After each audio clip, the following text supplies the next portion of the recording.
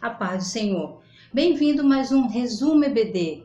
Você que está chegando aqui pela primeira vez, meu nome é Tânia Anjo, sou diaconisa, sou professora de escola bíblica dominical. Sou do Ministério de Duque de Caxias, Rio de Janeiro.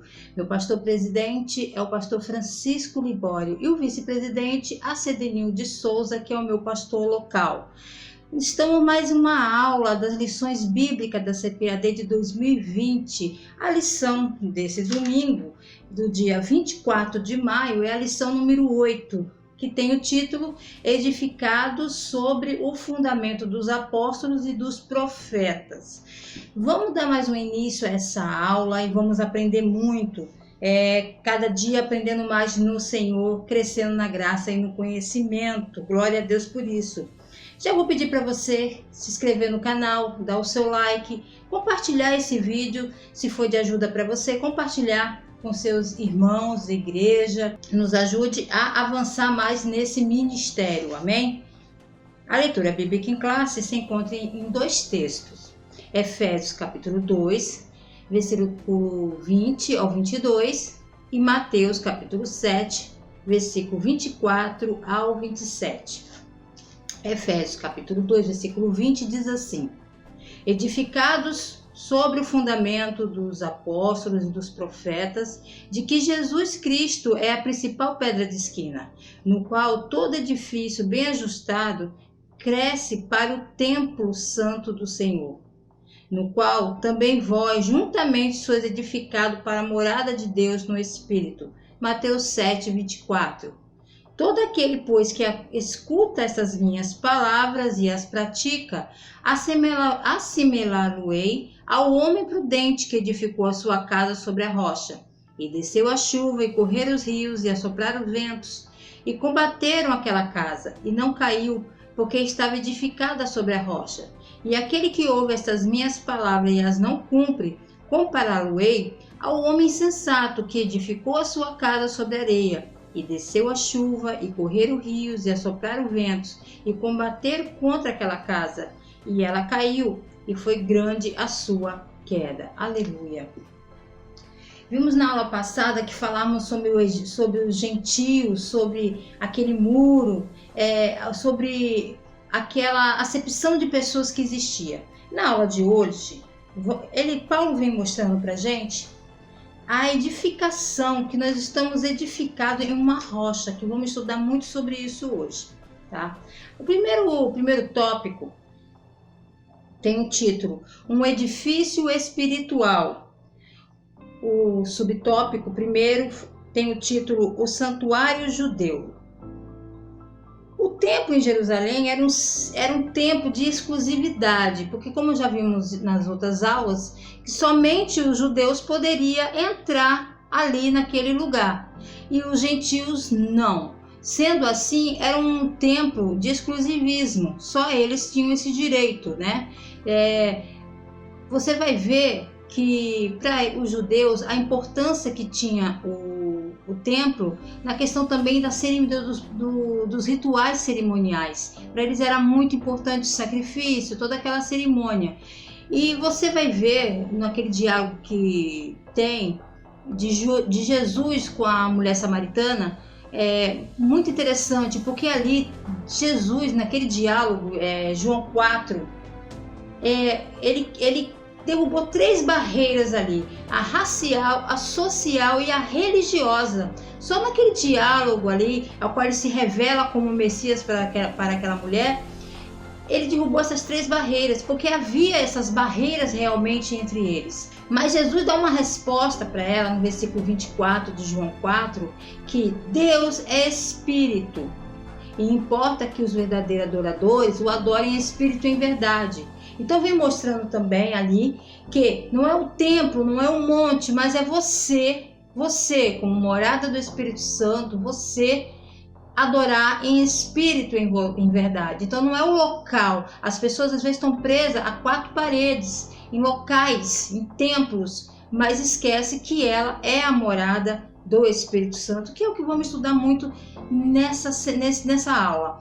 O interessante também é que a gente tem que pensar o quê? Que por mais suntuoso que seja o templo, ar-condicionado, bancos cochoados, piso das melhores qualidades, porcelanato, banheiros equipados, salas.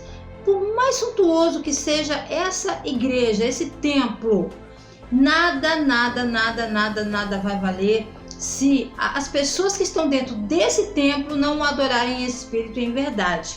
E algo maravilhoso Deus já estava preparando, né, ou já havia até preparado quando Paulo estava falando nesse caso, para a humanidade. Foi Cristo Jesus, o Espírito Santo de Deus. Não era aquele templo suntuoso ali feito por Herodes que tinha esse valor tão grande como os judeus achavam que Deus só estava ali, porque as pessoas acham às vezes que Deus só está ali, naquele templo, naquele ambiente, e Deus está em todos os lugares e dentro de nós, amém? O templo que havia na época que foi construído, esse templo qual ali havia ainda quando Paulo escreveu essa carta, foi o templo construído por Herodes. Bem construído, mas remodelados, vamos se colocar. Por que remodelado? A gente sabe que Deus, no início, nos patriarcas, ele habitava em tendas, né, com os patriarcas. Depois foi no tabernáculo, a partir de Moisés, Arão, foi construído o tabernáculo. Tudo da forma que Deus falou. Todos os detalhes, tecidos, tudo, as colunas, tudo foi Deus que deu, porque Ele é o grande arquiteto, na verdade, das nossas vidas. Ele é o grande arquiteto. Quando chega Davi tem esse desejo de construir o templo, e nós sabemos que Deus não permite. Por quê? Porque suas mãos estavam manchadas de sangue. Mas quem construiu? Salomão, seu filho de Davi. Salomão então emprega toda a sua força e dinheiro, impostos e tantas outras coisas para construir um templo. Foi um dos templos mais suntuosos, luxuosos da época. Um templo riquíssimo que Salomão construiu. Mas mesmo tudo aquilo, a arquitetura toda, Deus foi que deu. A medida do espaço, de tudo, Deus que deu. Ele é o grande arquiteto. Depois das divisões das tribos, né? Depois que houve a divisão das tribos, que houve os cativeiros e aquela coisa toda, que nós já conhecemos a história. Infelizmente eu não posso me aprofundar muito hoje sobre isso aqui. Mas vem depois, voltando 70 anos depois do cativeiro, Zorobabel está ali construindo, porque o templo de Salomão foi destruído pelos babilônicos em 586 a.C. Quando os babilônicos invadiram Jerusalém, o templo de Salomão foi destruído. Então eles estavam muito tristes. Aí Zorobabel começa a reconstrução do templo. Quando isso acontece, que estão reconstruindo, quando a gente lê o livro de Ageu, eles voltam do cativeiro ali, e em vez de se preocuparem em adorar ao Senhor, ao fazer ao contrário do que fizeram no passado, né, que perderam o temor de Deus, eles foram cuidar das suas vidas. E é quando o profeta Ageu vem e fala: vocês estão se preocupando em cuidar das suas vidas e não estão adorando ao Senhor, não estão se agradecendo a Deus, não estão se voltando para Deus. Então eles começam a trabalhar na reconstrução desse templo, desse segundo templo. Só que quando ele termina, quando eles estão reconstruindo, eles viram que o templo não ficou tão suntuoso quanto o primeiro que Salomão construiu. Então eles começam a se lamentar, começam a chorar. E é quando Ageu vem falando com eles ali através de Deus, que a glória da segunda casa será maior do que a primeira.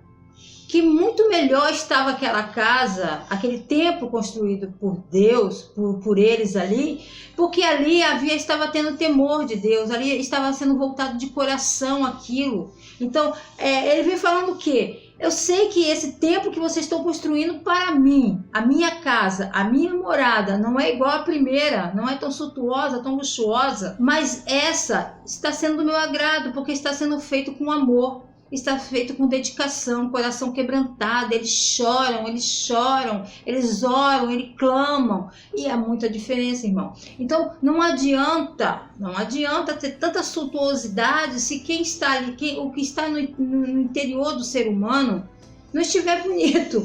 Às vezes as pessoas se preocupam muito tanto com a aparência, não é verdade, com os templos luxuosos, não porque a igreja A é assim, a igreja mas o que importa é o ser humano em si, porque para Deus o que importa sempre é a humanidade. E ali fala que a glória da segunda casa será maior do que a primeira. Estava se referindo a isso, ao templo realmente.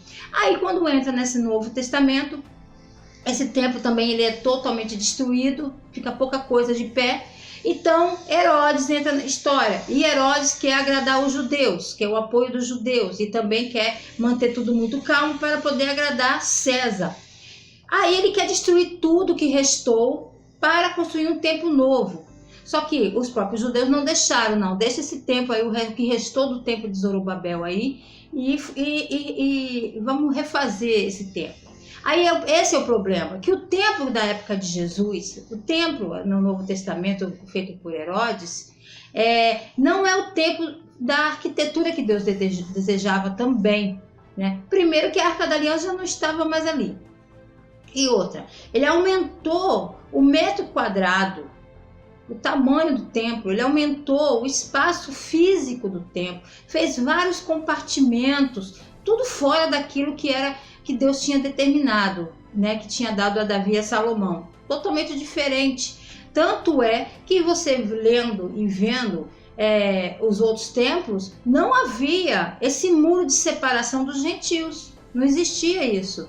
E isso foi feito no templo de Herodes. Então havia essa diferença, né? E aí você vê que realmente Deus não habita em templo feito por mãos de homens, como Estevão falou também. Por quê? Porque havia essa divisão, e Deus não faz acepção de pessoas. Não faz acepção de pessoas. E ali era um templo de ostentação para os judeus, de ostentação para Herodes, mas não havia mais ali a presença de Deus naquele ambiente mais, ok? Então, o edifício espiritual, o santuário judeu nada mais é do que uma ostentação e um lugar de preconceito que havia na época, de muita confusão, muita divisão entre eles.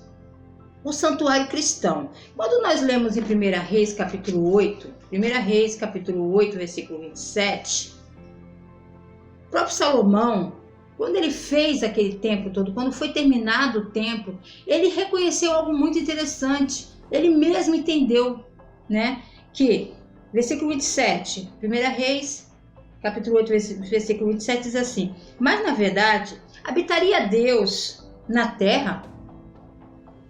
Eis que os céus e até o céu dos céus te não poderiam conter, quanto menos esta casa que eu tenho edificado. Tem pessoas que pensam que falar Deus está aqui, mas não está ali. Será que um templo tão suntuoso como aquele poderia segurar Deus? Deus só está aqui. Ele mesmo entende. Não tem nada que segure a glória de Deus, o poder de Deus. Nada. Não é especificar que esse é o certo e aquele é o errado. Então, o santo, quando fala do santuário cristão, vem mostrando o quê? Que até Salomão entendeu que não era possível controlar o poder de Deus e segurar Deus ali naquele lugar, né? Então ele vem reafirmando o que Estevão disse, né? Que o Altíssimo não habita em templos feitos por mãos de homens. Se vocês escutarem um barulhinho, é meu vizinho aqui trabalhando aqui do lado, tá? Eu tinha que gravar esse vídeo, não podia esperar ele acabar não. Vamos continuar, vou até a palavra. Então, no santuário cristão, vem mostrando o quê? Que nós somos as pedras vivas desse novo santuário, né? Nós somos dessas pedras vivas, que Deus habita agora, não é em templos suntuosos, não importa quão maior ele seja, fazendo caravanas, o que importa é o ser humano, a humanidade, isso sim, tá? Continuando aqui, aí nós vamos entrar num assunto de muita importância, que vem falando da pedra angular. Nós vamos falar de duas pedras aqui importantes nessa lição, tá bom? Porque Paulo vem nesse versículo que nós acabamos de ler em Efésios 2 e também aqui em Mateus 7, falando sobre um edifício, mostrando que a igreja é um edifício. E por que ele vem fazendo essa colocação aqui? E vocês vão entender muito bem isso. Que ele usa essa figura de edifício para ilustrar o maravilhoso templo de Deus, no qual todos os crentes são as pedras vivas construídas por Cristo, que é a pedra angular. Então ele vem mostrando isso, que a figura do edifício é mostrar que nós fazemos parte dessa construção, desse edifício que Deus está... Irmão, nós estamos sempre em construção. Sempre nós estamos em construção, tá? Então vamos falar também que o que é essa pedra angular e a pedra principal, tá? Então nós vamos ter que voltar lá no Evangelho, no diálogo que tem, que é Mateus capítulo 16, que é motivo de discussão por muitos que não compreendem. Eu acredito que não aceite, que eu acho que é mais a palavra, não é que não compreende, é não aceitar o óbvio. Esse diálogo de Pedro com Jesus é motivo de discussões até os dias atuais, porque muitos acreditam que essa pedra é Pedro, outros dizem que é a confissão de Pedro e outros dizem que é Jesus. Nós ficamos com Jesus. Ele é a pedra principal, ele é a pedra angular, ele é a rocha inabalável de nossas vidas, ok? Então vamos lá. Mateus capítulo 16, eu vou ficar somente no versículo 15, que ele está perguntando: o que falam de mim? O que falam de mim? O que estão pensando que eu sou? Né? Versículo 15, Mateus 16, 15. Disse-lhe ele: e vós, quem dizeis que eu sou? E Simão Pedro respondendo disse: tu és o Cristo, o Filho do Deus vivo. E Jesus respondeu, disse-lhe: bem-aventurado és tu, Simão Bar-Jona, porque não foi a carne e sangue que te revelou, mas meu Pai que estás no céu. Pois também eu te digo que tu és Pedro, e sobre esta pedra edificarei a minha igreja, e as portas do inferno não prevalecerão contra ela. Nesse diálogo, a gente tem que entender o seguinte, do que eles realmente estavam falando. Então vamos lá. Pedro tem uma revelação, e ele fala: tu és o Cristo, Filho de Deus vivo. Jesus vai responder para ele e falar assim, que não foi nem a carne nem o sangue que revelou a ele, mas sim o Espírito de Deus que revelou a ele, foi o Pai. Mas eu te digo que tu és Pedro. Pedro no original é Petros. Petros significa uma pequena pedra, fragmento de uma pedra. Então Jesus está falando, olha, você é uma pequena pedra, é um fragmento, mas sobre esse fragmento, ou seja, sobre essa pedra, quando ele fala essa pedra que já é Petras no original quer dizer grande rocha, pedra grande. Então ele está falando, olha, você é uma pequena pedra, mas sobre essa rocha, que no caso ele, será edificada a minha igreja, e a porta do inferno não prevalecerão contra ela. O que é a pedra na construção antiga? Os edificadores, os construtores da época, eles usavam essa pedra principal e a pedra angular. Então eu vou explicar a diferença das duas. Primeiro vamos abrir em Salmo 118, o versículo 22, que é o versículo que fala do Messias, tá? Salmo 118, versículo 22, que diz assim: a pedra que os edificadores rejeitaram tornou-se a cabeça de esquina. Foi o Senhor que fez isso. E é coisa maravilhosa aos nossos olhos. Prestem atenção. Quem são esses construtores, esses edificadores que rejeitaram essa pedra? Pedra, no caso, essa rocha, é Jesus. O povo de Israel. O povo de Israel rejeitou o Senhor, rejeitou Jesus. Então, eles rejeitaram Jesus. Então, eles são os edificadores, são os construtores, que já está se referindo, que nós vamos ler depois em outras referências. Olha só, se uma pessoa fosse construir algo e não usasse nenhuma dessas duas pedras, dependendo do tipo de construção, a tendência era ruir. Tudo que é feito sem Jesus ser a base, sem ele ser essa pedra fundamental, vai ruir, não vai para frente. Por isso que muitas das vezes nós vemos igrejas que são fundadas aí, e daqui a pouco cadê a igreja? A igreja virou um bar. Muitas das vezes está fundamentada em pessoas que saem de uma igreja e vai querer fundar a sua, sem ter o fundamento em Cristo. Não até pedra fundamental, mas o fundamento está em cima às vezes do homem. Pessoas que seguem homens. Não, eu vou com você, vou montar uma igreja. a tendência é ruir, porque está sendo fundamentada não em Cristo, e sim na idolatria em cima do homem. Essa é a grande verdade.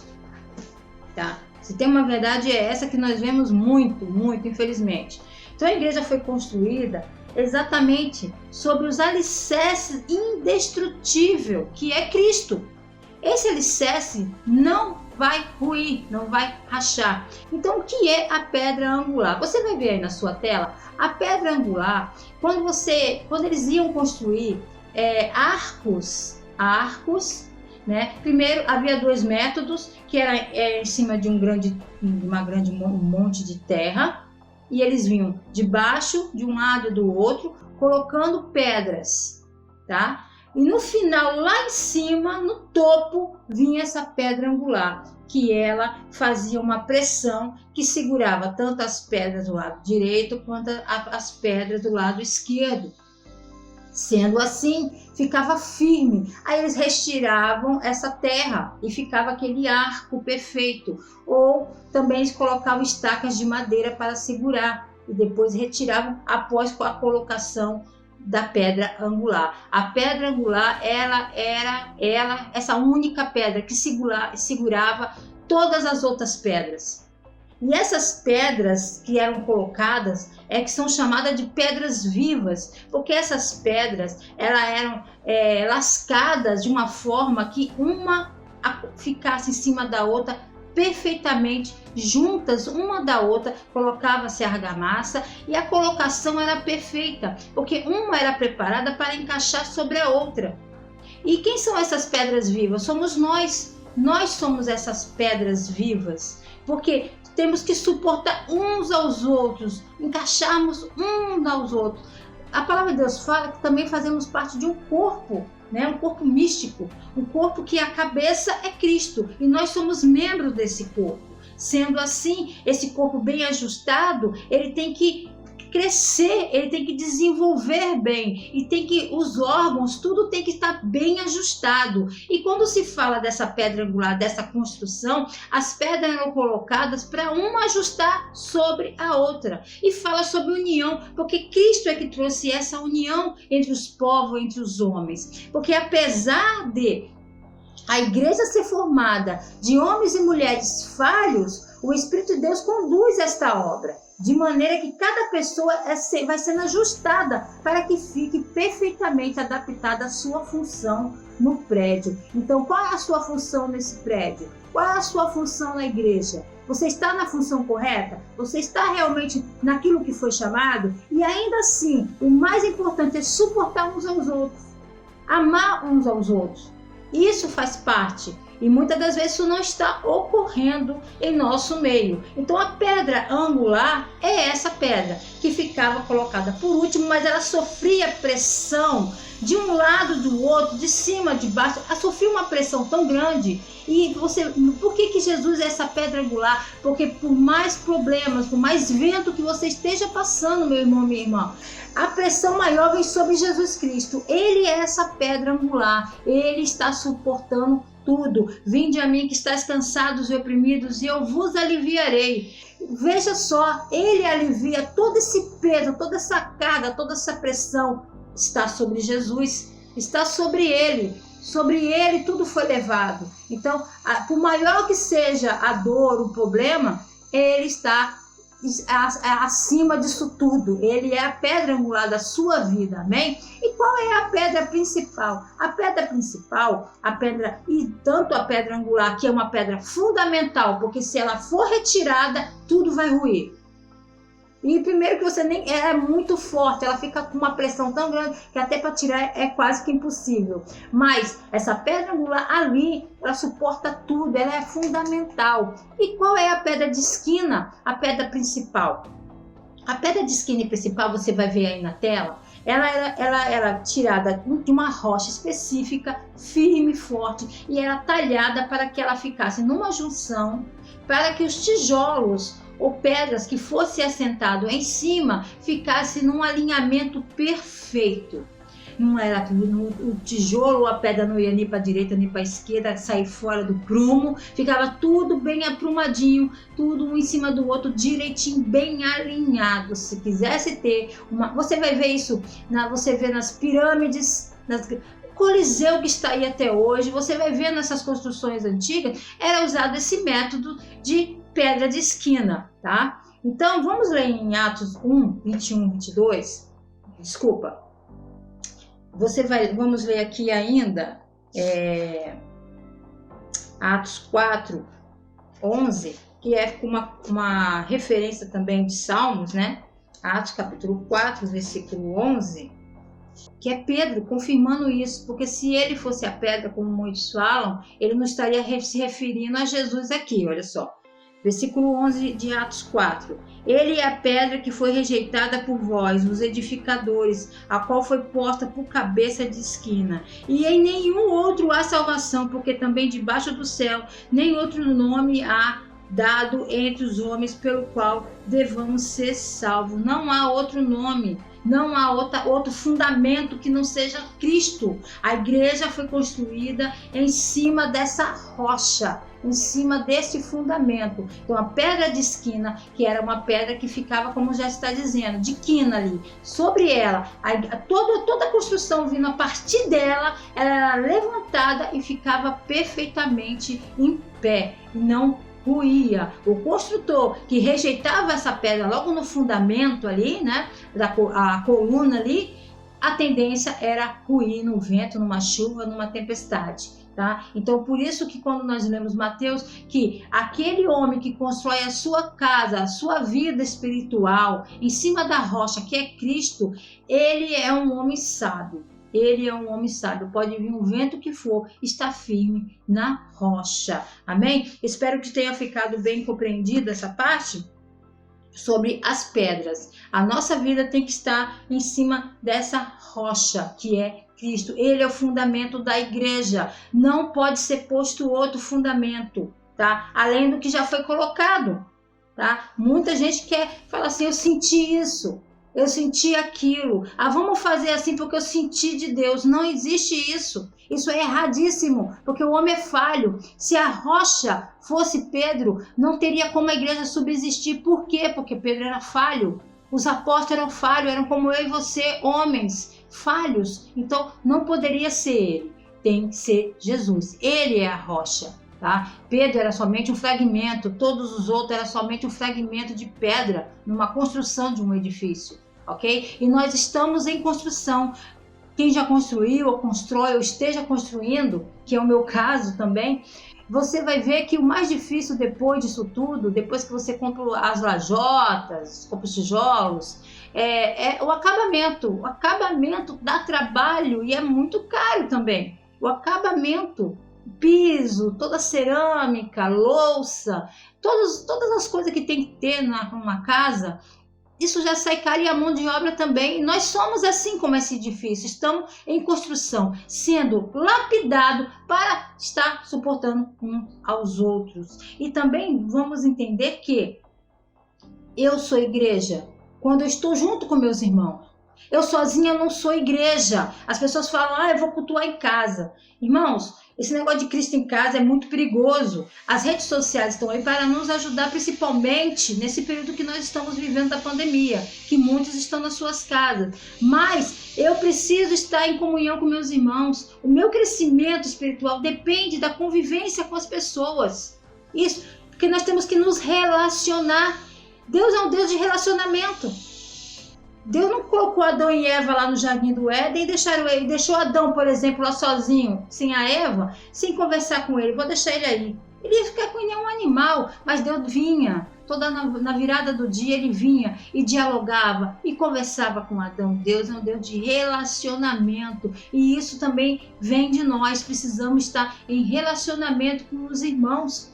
Aprender a suportar uns aos outros a nossa diferença, porque nesse edifício, com essa diferença do irmão, que você talvez não goste, essa diferença faz toda também diferença no edifício.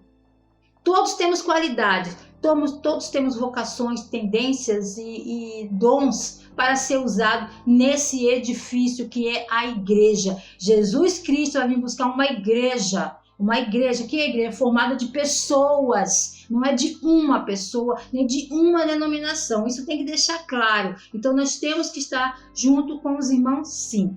Tópico 2. O fundamento dos apóstolos, apóstolos e profetas. Vou falar do conceito de apóstolos e da doutrina dos apóstolos. E o terceiro é o testemunho dos profetas. Vamos falar dos três logo aqui para fazer um resumo rápido. Olha só, o conceito dos apóstolos. Irmãos, apóstolo não existe mais. É um choque? Não, porque se você ler as escrituras você vai entender. O sentido de apóstolo é de ser enviado, como diz aqui até na própria lição, de mensageiro. São aqueles que na época foram testemunhas oculares do ministério, morte e ressurreição do nosso Senhor. Então, para ser um apóstolo, ele tinha que ter visto Jesus, ter andado com Jesus, ter visto Jesus em algum momento, nem que fosse até na hora que ele foi assunto ao céu. O que não acontece em nossos tempos. Então, esses títulos que tem por aí de apóstolos, não é válido. Só são títulos, mas não são válidos. Biblicamente não. E a prova está em Atos capítulo 1. Abra sua Bíblia. Porque quando Judas se suicidou, se enforcou, então eles quiseram completar, ficou 11, tinha que ter os 12, né? Então ali é tirado sorte e colocado outro. E no caso foi escolhido quem? Matias. Matias foi tirado a sorte e ele foi escolhido.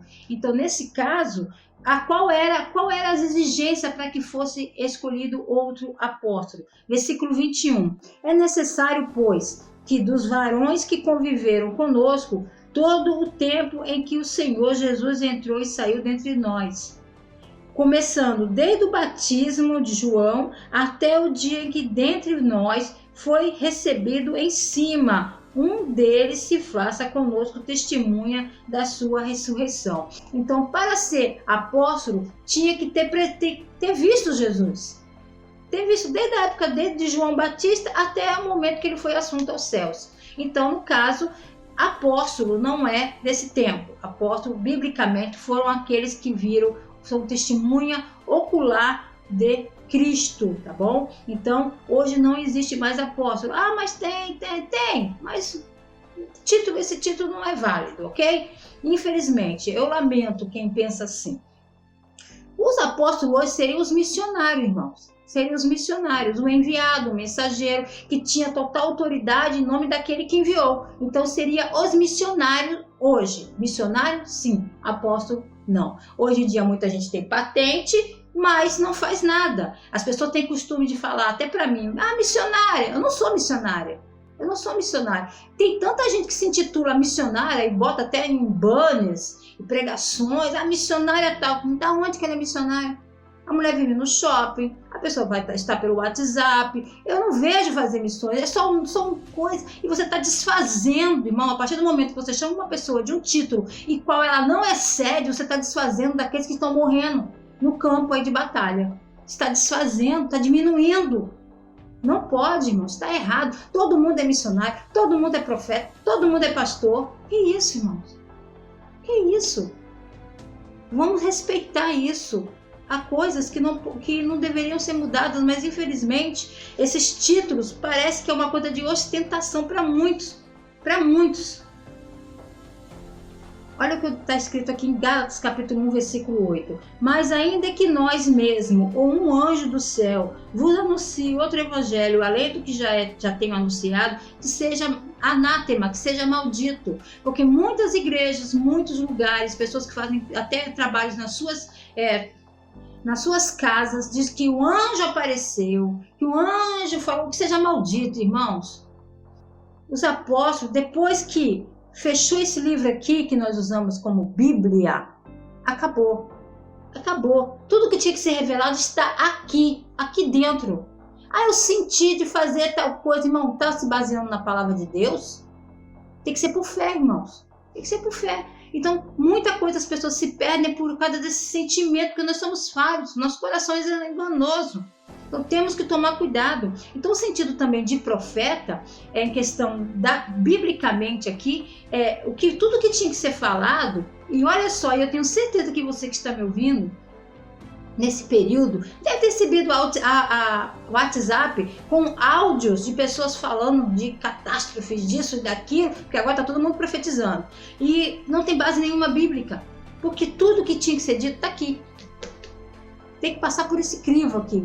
E as pessoas ficam apavoradas e vão compartilhando. Tome cuidado, irmão. Ore antes. Se está na dúvida, porque o Espírito Santo ele testifica, irmão. Vamos prestar atenção nesses compartilhamentos nesse período. Todo mundo está virando profeta agora. Depois que está acontecendo, tudo que está acontecendo, todo mundo está tendo revelação. Vamos vigiar nisso, irmão. Vamos vigiar, vamos esperar o tempo do Senhor, que Deus está no controle de tudo, que Ele é o Senhor da história.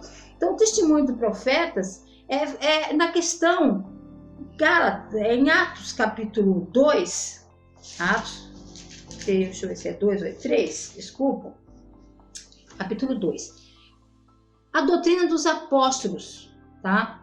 Então, vou repetir. Apóstolos, hoje seria missionário. O título apóstolo não é válido mais, tá? Não é válido. Pessoas usam, mas biblicamente está fora, tá bom? Porque não são testemunhas oculares de Jesus. Não viram Jesus fisicamente, tá bom? Então, vamos lá. Atos, capítulo 2, versículo 42, diz assim: e perseveraram na doutrina dos apóstolos, e na comunhão, e no partir do pão, e nas orações, versículo 43. E cada alma havia temor, e muitas maravilhas e sinais, e faziam pelos apóstolos. Todos que criam estavam juntos, tinham tudo em comum, vendiam suas propriedades, fazendas, e repartiam em todos segundo cada um tinha necessidade, e perseverando unânime todos os dias no templo, e partindo o pão em casa, comiam juntos com alegria e singeleza de coração, louvando a Deus e caindo na graça de todo o povo, e todos os dias acrescentava ao Senhor à igreja aqueles que haviam de salvar. Veja só, a igreja é isso aqui. Isso é igreja. Você vai ver que eles estavam sempre unidos, perseverando, unânime, em um só pensamento. Qual é a nossa meta? A nossa meta é ganhar almas para o reino de Deus. Qual é a nossa meta? Ajudar o próximo, amar o próximo. Então, eles estavam tudo em comum, tá? E outra, davam nisso que eles faziam, nesse modo de viver correto que eles viviam, eles davam testemunho para as outras pessoas, tá? Caindo na graça de todo o povo. Porque as pessoas estão observando ao nosso redor, no nosso bairro, e todo dia acrescentava ao Senhor a igreja aqueles que havia de salvar. Então, essa é a diferença desse edifício, que tem que estar bem ajustado. Não tem como num corpo, quando falamos de corpo, cabeça, os membros de um corpo, cada um querer fazer algo sem a direção do Senhor, sem uma liderança. Eu vou fazer isso, eu quero fazer. Não é assim, eu senti, o pastor está errado. Vamos respeitar, cada um no seu devido lugar nesse edifício bem ajustado. Vamos ganhar almas para o Senhor Jesus, amém? Continuando ainda na revista, o tópico 3º e último, né? Edificados para a morada de Deus. Aqui fala do edifício bem ajustado e templo do Santo do Senhor, morada do Altíssimo. Lembra no início eu falei? No início de tudo, Deus habitou em tendas com os patriarcas, tabernáculo na época de Arão e Moisés, depois veio os templos de Salomão, Zorobabel e Herodes, ok? Agora nós somos essa morada de Jesus, tá? Então todo edifício bem ajustado, tá lá em Colossenses, bem ajustado, indica que o processo contínuo de desenvolvimento dos crentes, o processo de desenvolvimento dos crentes, assim como todas as partes do edifício precisam estar harmônica. Então, precisa que todos estejam no seu devido lugar, em harmonia. Tá? Colossenses 2,19 e fala assim, 2,19: e não ligado à cabeça, da qual todo o corpo provido e organizado pelas juntas ligaduras vai crescendo em aumento de Deus. Aqui tá, vou voltar ao 18 para ficar mais claro. Ninguém vos domine seu bel prazer, com pretexto e humildade, cujos cultos dos anjos, metendo-se em coisas que não viu, estando debalde inchado da sua carnal compreensão, que é o que acontece muito. Sobem o monte, quando desce evangelista, desce missionário. Porque eu senti, isso que é muito perigoso. Estão inchados. Então vamos prestar muita atenção nisso. Estejamos ligados à cabeça. E como estamos nessa lição falando de pedras, o fundamento é Cristo, não se pode colocar outro, tá? Então, quando fala do templo santo do Senhor, fala do recinto do interior, do lugar santíssimo, que somente os sumos sacerdotes poderiam entrar, né? E que hoje os crentes se tornou o templo do Espírito Santo, né? Morada do Altíssimo. Então, como já vimos, o crente tornou-se templo, tá? Somos nós, essa morada. Então, temos que manter essa morada em perfeita harmonia com Cristo.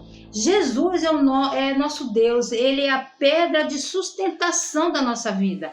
Ele é quem nos mantém de pé quando o vento sopra. Em Cristo cessam os templos feitos por mãos de homens. A igreja viva, porque a igreja ela é viva, pois são todos aqueles que creem. A igreja ela é viva porque são feitos de pessoas, seres humanos, e um suportando o outro. Continuamos edificados nesse fundamento, porque se você estiver focado e firme nesse fundamento, você não se desvia e não é qualquer vento que vai te derrubar, meu irmão, minha irmã. Por mais problemas que estejam acontecendo no momento, você estará firme nessa rocha que é Cristo. Amém? Não saia de dentro da palavra de Deus.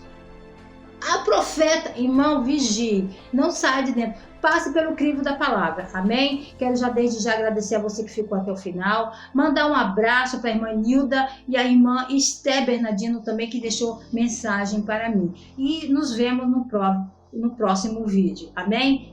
Fiquem na paz do Senhor.